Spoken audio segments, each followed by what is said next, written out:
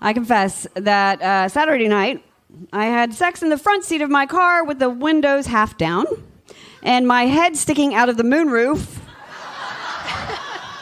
and the parking lot of my apartment complex because my mom was sleeping on my couch. Oh. Yeah. Sex. Almost everybody does it, and almost nobody talks about it, except at BedPost Confessions, a live storytelling series based in Austin, Texas. Whether the performers are funny, informative, political, or completely personal, the anonymous confessions from the audience are the stars of every show. Stories heard at BedPost Confessions explore themes of sexuality, gender identity, dating, marriage, masturbation, breakups, health and wellness, and more. Whether the story is hysterical or downright emotionally raw, we hope BedPost Confessions will either spark a fantasy or start a conversation. Maybe even both.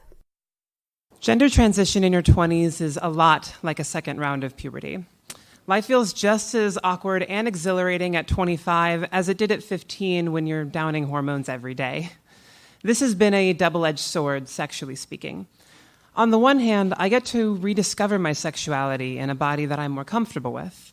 However, on the other hand, feeling like an adolescent again means conceding a portion of my life to the whimsies of my hormones. I fortunately don't have to deal with spontaneous awkward boners anymore.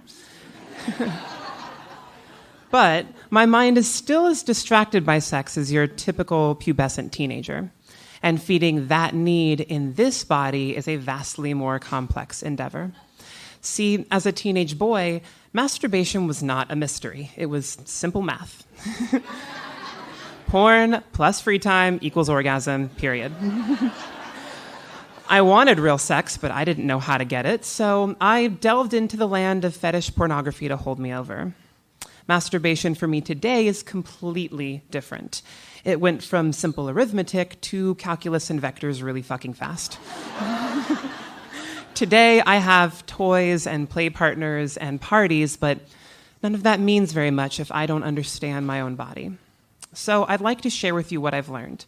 I'm going to describe the 3 types of orgasms that I've experienced in my life: pre-transition, during transition, and a new type that I can only call divine. Each represents an equally wonderful and troubling stage of my life, and each has transformed the way that I seek and enjoy physical pleasure. But spoiler alert, there's more to an orgasm than just the big O moment. We shouldn't forget that our daily lives affect our sexualities, and vice versa. So, orgasm number 1, pre-transition, aka the bull. I started exploring kinky sex about 8 years ago in high school at the age of 17 when I met the first love of my life. We'll call her Jane. Jane was my partner from that time until March of last year, and our relationship was the foundation for both my sexuality and gender identity, among other things. Jane, also a horny, kinky 17-year-old, liked very rough, very painful sex. And I discovered I liked this too. A lot, in fact. We both loved and indulged in this kind of sex so much that neither of us ever really thought about doing it differently.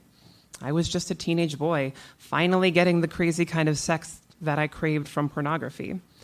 This experience framed the way that I understood sexual pleasure at the time. It existed to feed a need, a hunger. We'd start by making out, kissing like we were trying to consume each other, to devour and possess one another. If I wasn't hard after a few minutes of this, she'd assist by sucking my cock, or I would eat her out, both of which usually worked. Sometimes this was just for the joy of sharing pleasure, especially early on in the relationship, but after a while it became more functional, a means to an end. The point was to get hard, to fuck, to come. We were just feeding a need after all. Once I was good, I donned a condom and penetrated her, neither gently nor slowly. We were uneducated and inexperienced in the wonders of sensual sex. In our minds, when violent sex pushed all the right buttons and quickly led to the expected orgasm, why try something boring like slow sex? And so it was always very intense. I used fast, hard, deep thrusts, each one feeling more like the purpose was to crush and dominate rather than explore and please. She couldn't come without some pain, so I would occasionally spank her ass rather hard and with no warm-up, or quickly tease her nipples before outright twisting them in cruel torture. Our sex always ended with me choking her, overloading her brain with stimulation and pleasure, bringing out the most vicious animalistic side of me.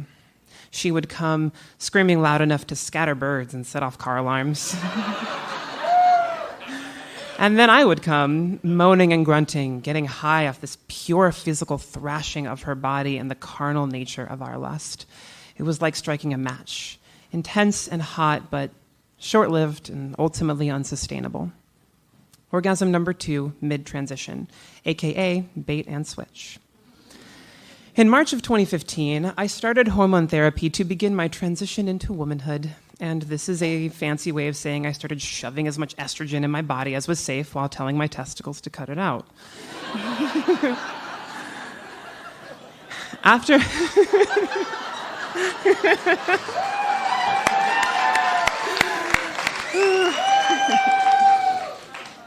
After about 6 or 7 months, I received one of the most glorious gifts a trans girl ever receives: absurdly sensitive nipples.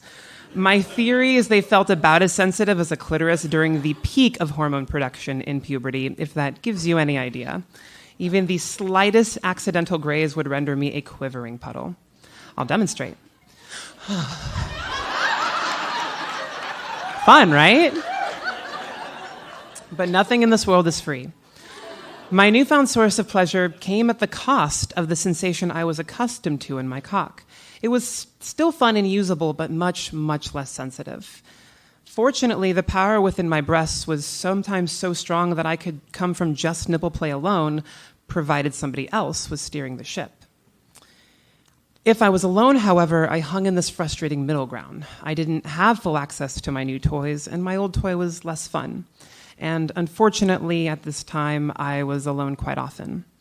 You see, a few short months after I began hormone therapy, Jane did the same in the opposite direction and became John. Dealing with the trials of your own transition is difficult and confusing. Navigating a relationship with two people in transition was completely crazy. Things came to a head when we noticed an unexpected consequence of swapping genders. Our sexual orientations began to change. Before transition, we were both pansexuals, open to any and all forms of attraction. But then we found ourselves more consistently drawn to our new respective genders and less interested in each other's. A distance grew between us, and that distance bred resentment, which in turn led to the end of our relationship right around my 1-year mark on hormones. I didn't have a defined sense of my sexuality outside of that relationship, which made exploring my newfound sexuality difficult and frightening. Still, alone or not, I had mounting physical needs. I wasn't going to just give up masturbating because it was challenging. So I stuck to my old habits. I threw on some porn and then hit another unexpected side effect of transition. Images and videos stopped turning me on for the most part. I had heard many women were like this, less aroused by pictures and videos than men, but I assumed it was a cultural phenomenon, something to do with how we're raised today. Yet there I was, completely disinterested, watching videos that just a year ago would have had me coming in minutes if I wanted. Annoyed and still quite horny, I turned to a girl's best friend, deliciously smutty erotica. Voila, we're back in business. But again, everything has a cost, and this one was the worst. As I got hard, my cock pulsed with a deep internal pain, and not the fun kind. If you're as confused as I was, allow me to give a quick biology lesson. It turns out morning wood is not just some random funny thing that happens to inconvenience male bodies. It actually serves an important bodily function. It keeps your penis in shape.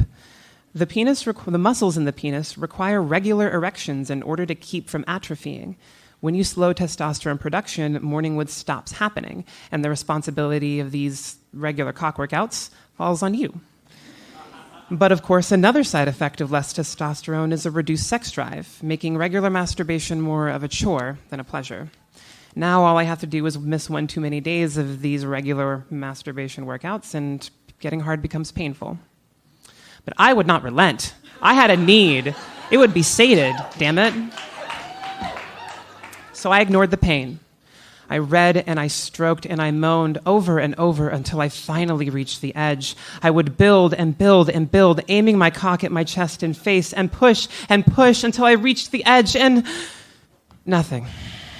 I mean, I would have an orgasm, I would cross the edge, but it felt like tripping over a hill rather than the typical skydive of a regular male orgasm. My chest also remained disappointingly clean. I had discovered the final sexual downside to transition. Penile orgasms lose much of their intensity and ejaculation all but vanishes. So, while cleanup is infinitely easier now, I can't help but feel a tad undefiled at the end of every penile orgasm, left wanting of that feeling, that reminder of how filthy I am. I have to take it on faith now. Orgasm number 3, recent, aka blessing. I don't know about y'all, but 2016 was one brutal fucking year. God. I split up with John after 6 long years, completely dissolving the way I envisioned my future since high school. I was let go from my job just 2 weeks after signing on to a more expensive lease. I finished my graduate program, which sounds nice, but amid all of this other uncertainty just made me feel more afraid than relieved. 2016 seemed hellbent on burning my life to a crisp, so I did the only thing I could. I rose from the ashes. I did my best to create a comfortable home with my 2 new roommates. I began redefining myself through new hobbies and pursuits. I forced myself to utilize my new degree and apply for professional positions within my field, despite my intense doubts about getting any. Somehow it all paid off. All of my struggles to escape the toxicity of my past life culminated in me landing my current job, which I love very much. Finally, I felt like some semblance of an adult, confused and lost, but able to stand on my own 2 feet. I was experiencing an awakening, but I didn't yet appreciate the full weight of that, and I wouldn't until what happened next. Immediately after accepting the job offer, I left for a camping festival with boundless joy, relief, and enthusiasm from finally having found some stability. This happiness was reflected back to me through loving compliments and warm hugs from so many beautiful, jubilant people. I felt capable, safe, confident, supported. Everything I hadn't felt so keenly since those early years with Jane, my first love. So on the Saturday of that weekend, in the early afternoon, I was blissfully unaware of what was about to occur.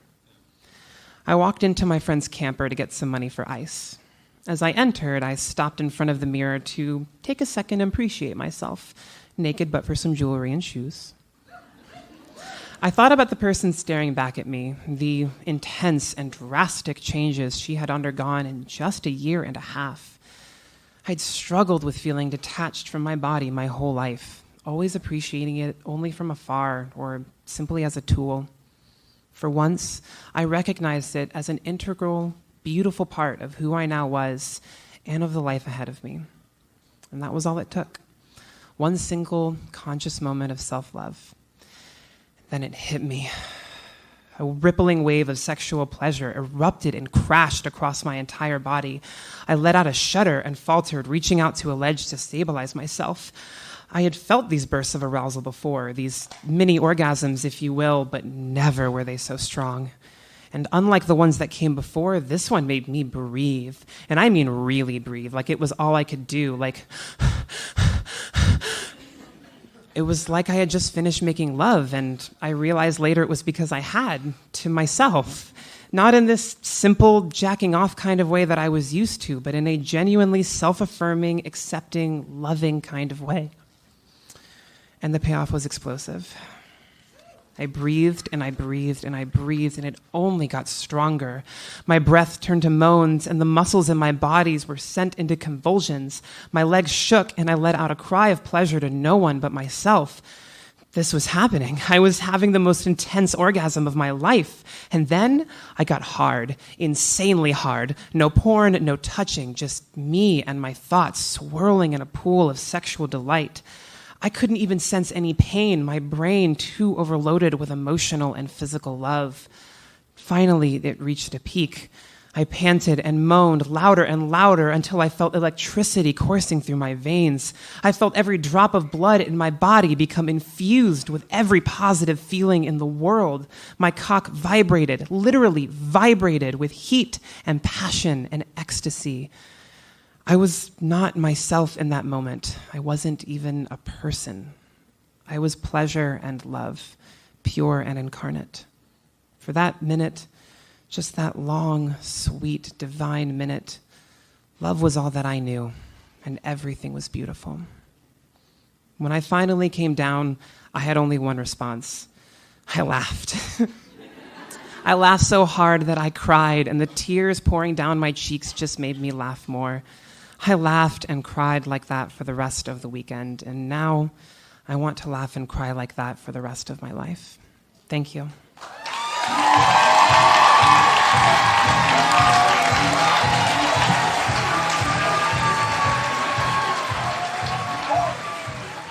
Bedpost Confessions is produced by Julie Gillis, Mia Martina, and Sadie Smythe. Audio production is by Ian Danskin. You don't have to attend a show to confess. With our confession scroller, you can confess with us anytime on our site at bedpostconfessions.com. Also pick up a copy of our anthology, Bedpost Confessions, Real Sex, Real People, Real Stories, which features 35 stories and hundreds of audience confessions. Bedpost Confessions, the anthology, found on Amazon in print and ebook. Subscribe to the podcast on iTunes, and if you have a sec, please help bring Bedpost Confessions to more people by rating the podcast. You know how it works. More ratings and reviews equals higher podcast ranking equals more confessions. Thanks for your support, and until next time, we will leave you with a few other confessions from the audience. All right, I confess, I hate the scenes in porn when the male shoves his hard cock in a woman's mouth and begins to fuck her mouth. However, I love when it's done to me in real life. I confess, if you get stage fright with the golden shower, just pee in a glass and pour. Wait, that's so smart. Recipient did not mind, they say. I confess, one of my favorite tasks was sending my submissive to HEB. You have me right there. That's it. That's kind of all that I need. I love that. Okay, but there's more. I laid out a treasure map, and she checked out with only an organic cucumber and condoms. So then she had to ask the checker where the nearest bathroom was, in which she was tasked to masturbate and video it for me. Yeah. Hashtag best ask ever. I confess, the older I get, the happier I come. I confess, I once dated a married couple just for the novelty's sake. She was nearly pregnant, and he wanted to be fucked with a strap-on. In the morning, I played Dora the Explorer with their 2-year-old, and then we ate pancakes together as a family. Hooray for polyamory. Come on. It's so novel, all these things. Novelty's sake. Dora the Explorer takes on a whole new frame.